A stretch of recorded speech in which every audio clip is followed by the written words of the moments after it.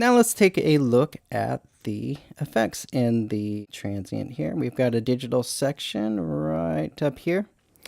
And currently we've got Compand selected. So what I've done is I've set up a voice 1 with a 808 kick drum and voice 2, I believe, with a hi-hat. These knobs, I could turn them and they'll select different sounds within the 808. This knob is being used to mix between those two sounds. And we've currently got Compand set. I'm going to go ahead and turn all the bits on. So that's what we're hearing. We're hearing a long sine wave kick and a closed hat mixed together there. So for the Compand effect, as we lower the bits, what's going to happen, you hear that fuzz coming in there.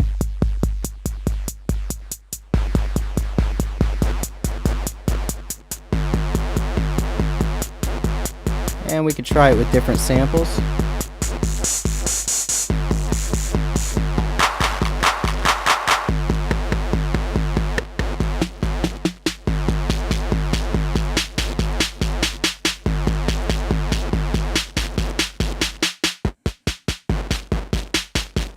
Those are shorter kicks.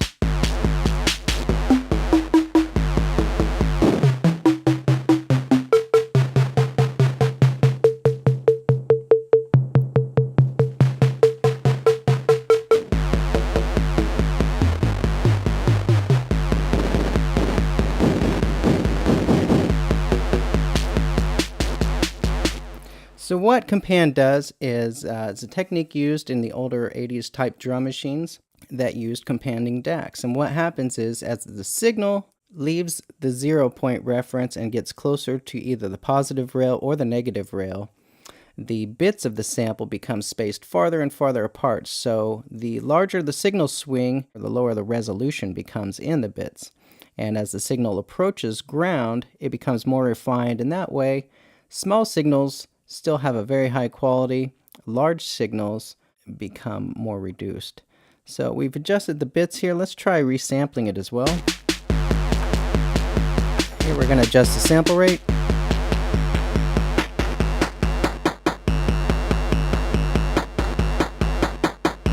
It's kind of hard to hear it when we've got only one bit happening there, but I'll increase that a little bit. Now let's adjust it.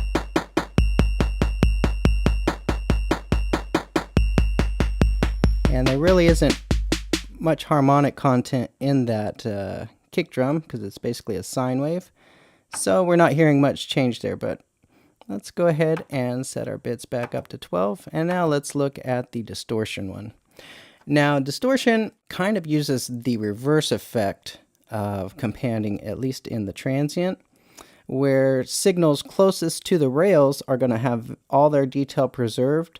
And as the signal gets quieter and quieter, the bits become more and more coarse. Let's have a listen to that.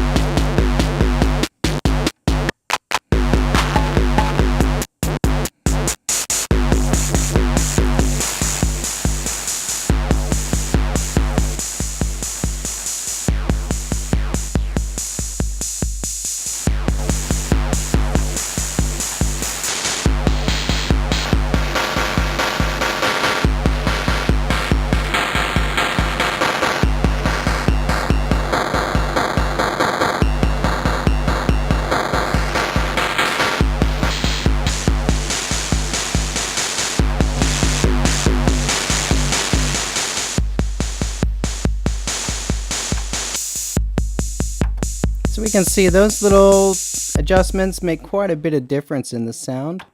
Let's go ahead and select the bit crush, and we're going to start with everything at their highest settings. So there's the signal passing unaffected. Let's decrease the bits.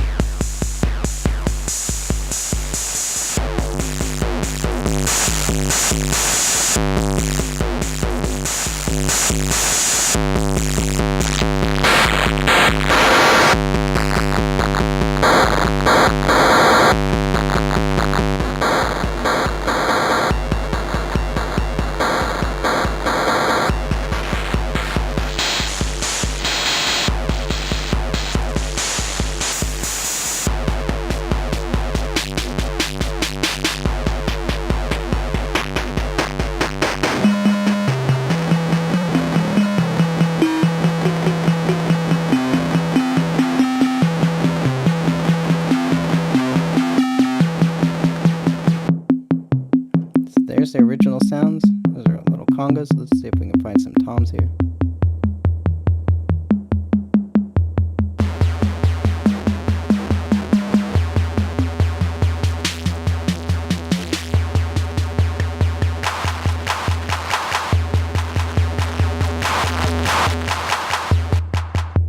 Let's maybe mix between a snare and a high clap.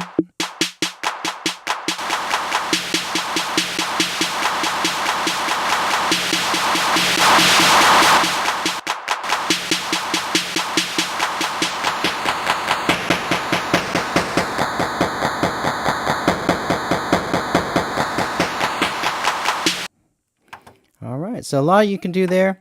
Just keep in mind that no matter what effect you've got selected, if you've got the rate set to 35 and the bit set to 12, your audio is going to pass through the digital section completely unaffected.